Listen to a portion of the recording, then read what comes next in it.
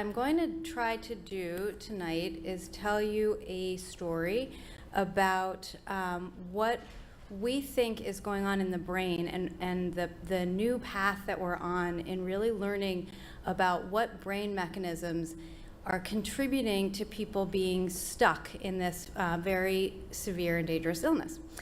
To tell you that story, I have to start by making sure that we all have the same understanding of what anorexia nervosa is and why we've chosen to focus so closely on eating behavior in anorexia nervosa. So I'm going to convince you, I hope, that this is the key place to focus our understanding. And then I'm going to tell you what we've learned about behavior and the brain and how we think that impacts the illness and then the treatment of the illness.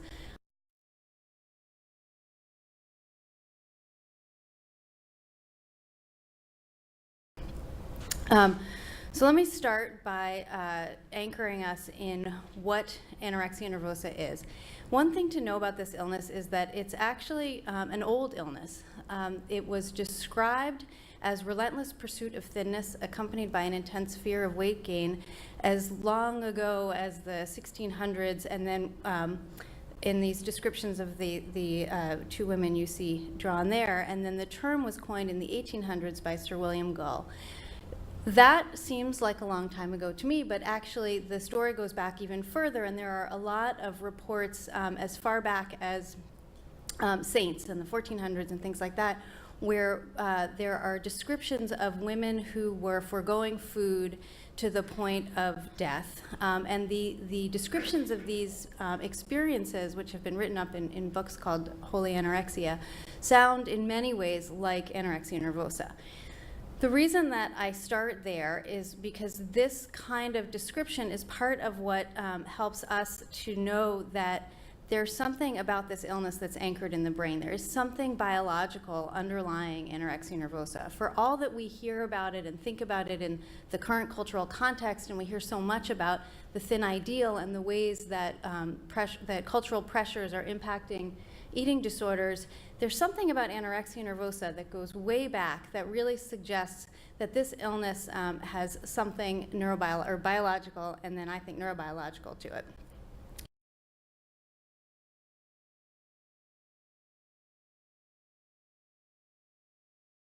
What do? We renourish people. So the first step of treatment, the critical first stage, is getting people renourished. This can be done in a range of different ways. For the teenagers, we use the families to help renourish people. For adults, we generally use some kind of a structured setting where we can provide behavioral incentives. The main idea here is that something that changes behavior and helps people get renourished is extremely helpful, and medications, intriguingly, have not been helpful. This is only the first step of treatment, so once we get patients renourished, then there's a lot more work to do after that, and it's common for patients to need treatment for, the general recommendation is to think about that next year after hospitalization as really needing to stay in treatment. Okay, so that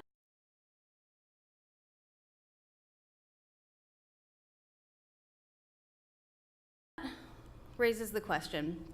I've told you they have an illness where they're starved. Being starved is incredibly dangerous. It keeps them living in the hospital instead of living at home. It brings about mortality rates that are as high as any psychiatric illness that we know of, and that the treatment for it is to get renourished. So that raises the question, well, why can't patients eat?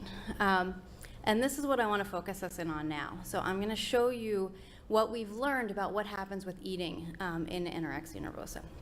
And it starts with a study from 2000 from Colleen Hadigan, who had the bright idea to actually measure what patients eat. And she kept track of all the calories that people ate in a day, comparing patients and controls. And this was observed intake, so it wasn't self-report, it was actually measuring and quantifying what people ate. And she found that, as you might have expected, the patients with anorexia nervosa ate less than the healthy controls. But that was actually important to know because it tells us that it's not that there's something metabolically different, it's that they're actually eating fewer calories. But not only that, it wasn't just fewer calories. She found that it was specifically fewer calories from fat. So this is the percentage of their daily diet that's coming from calories from fat. We then went on, so we have at Columbia, up in the Eating Disorders Clinic is in the New York State Psychiatric Institute, and we have, as part of our mission there, is to learn more about eating disorders while we're providing treatment for eating disorders. And we get these wonderful patient collaborators who are willing to participate and let us learn what their experience of eating is like. So this is not a patient, this is a research assistant who was kind enough to pose for this picture. But this is our research, we call it a laboratory. It's a room with a table in it.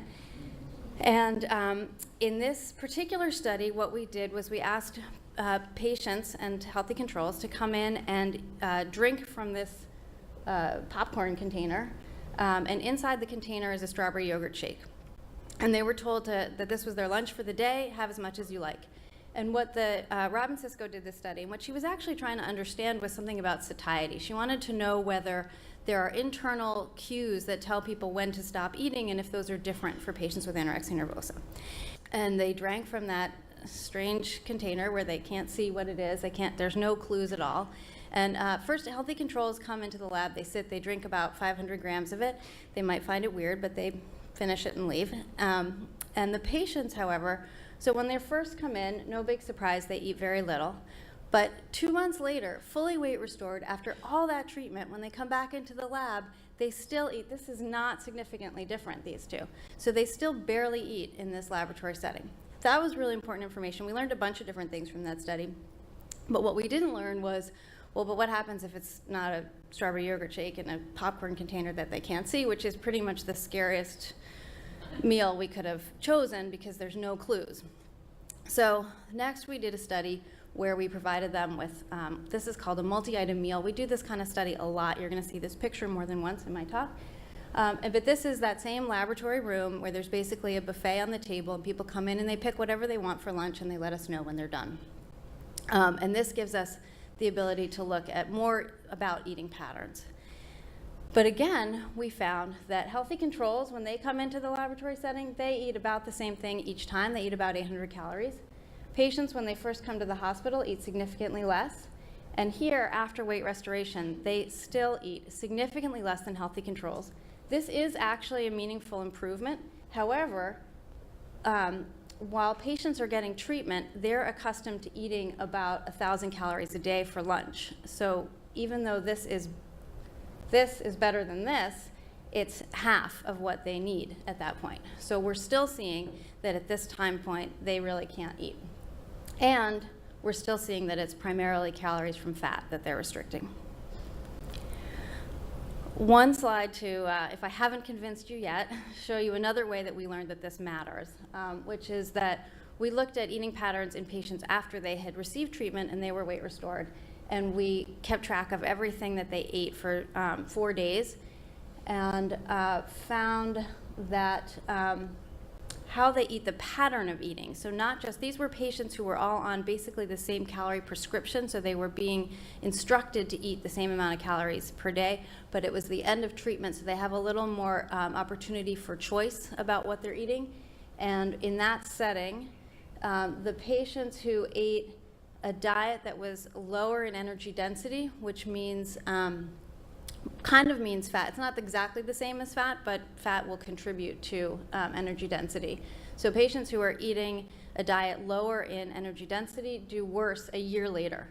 And patients who are eating the same thing every day, so they have less diet variety, they also tend to do worse a year later. So these patterns of eating, the kinds of choices that they're making at this stage of treatment matters for longer term outcome. So my point up till now in the story is really to say that this is the key place we need to look at what's going on in anorexia nervosa. This eating behavior is a key disturbance. They restrict, they keep restricting even with tons of treatment, and their patterns of eating are disturbed, and that predicts relapse. Okay, so that gets us back to the question, well, why can't they eat?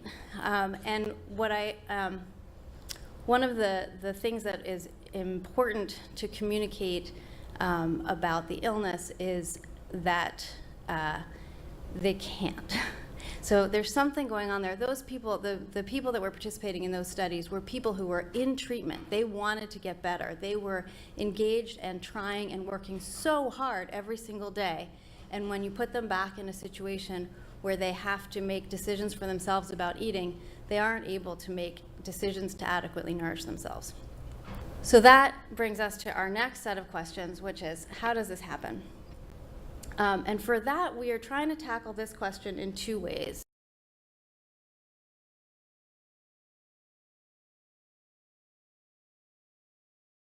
One, by looking at the relationship between the brain and behavior across the spectrum of restrictive eating. So I've shown you that patients with anorexia nervosa, when they're stuck in this illness, have this particular neural pattern that seems to guide their behavior. And then our second question is, what about earlier on in the illness? So if this is a habit that develops over time, how much time does it take to develop, and what does it mean about the longer-term outcome of the illness? So for the first study, where we're looking across the spectrum, what we're wondering is whether, is it the case that habitual control, or this dorsal striatum mechanism, comes in once anorexia is established, or is it late in the course of anorexia nervosa, or where in this zone? Is it as soon as something becomes pathological? What is it that triggers this kind of guiding of behavior compared with what would be considered non-eating disorder? This is sort of what our hypothesis is, that earlier on in the illness and or before, or when it's not an illness, maybe there's more of these goal-directed mechanisms that are responsible for behavior. And then our other set of questions is about teens. So we're looking at, I mentioned that the mean age of onset of this illness is 14 to 8, is mid to late adolescence, by which I mean ages 14 to 18. So we're looking at teens who have anorexia nervosa.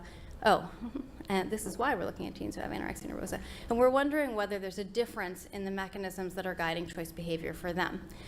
So we happen to know from other studies that, first of all, that adolescents are more sensitive to reward to begin with. And then we have seen in our younger population with anorexia nervosa that there's a difference in the connectivity, the sort of baseline architecture in the reward system.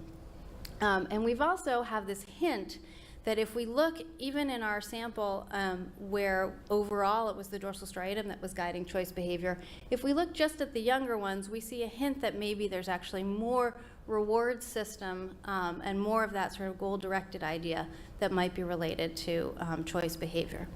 So if that's the case, we're wondering whether early on in the illness, maybe there's more of this sort of more goal-directed, more reward system activity related to choice.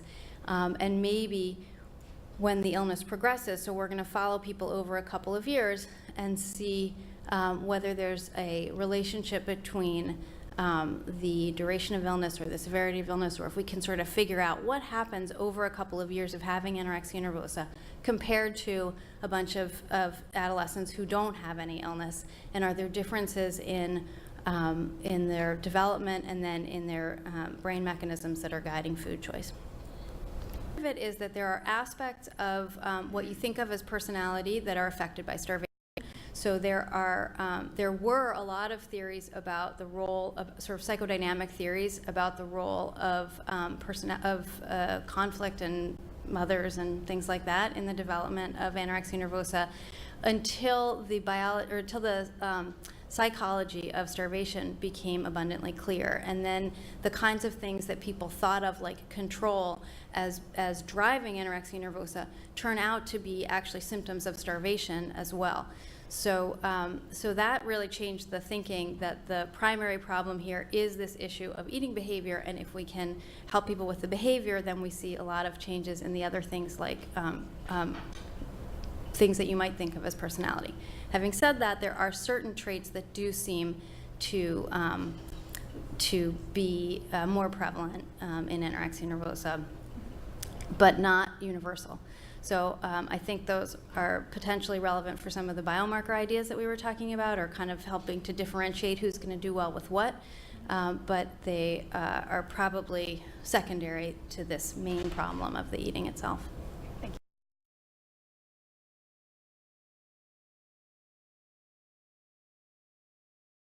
Everybody brings their individual story to their illness. When we think about treatment, we focus on what are the common mechanisms, the places we know we need to intervene to help somebody get better. And then when somebody's in a place of health, there's a lot more ability to work with the rest of any individual experiences or stories. So in terms of treatment and the psychology of it, the significance of weight restoration first be understated or cannot be overstated. It is an absolutely critical first step, and it is incredibly hard. Yeah. So the kind of work that we do just to help people get through that first step is very intensive and very behavioral. And then for each person, there's a lot more to think about and understand beyond that.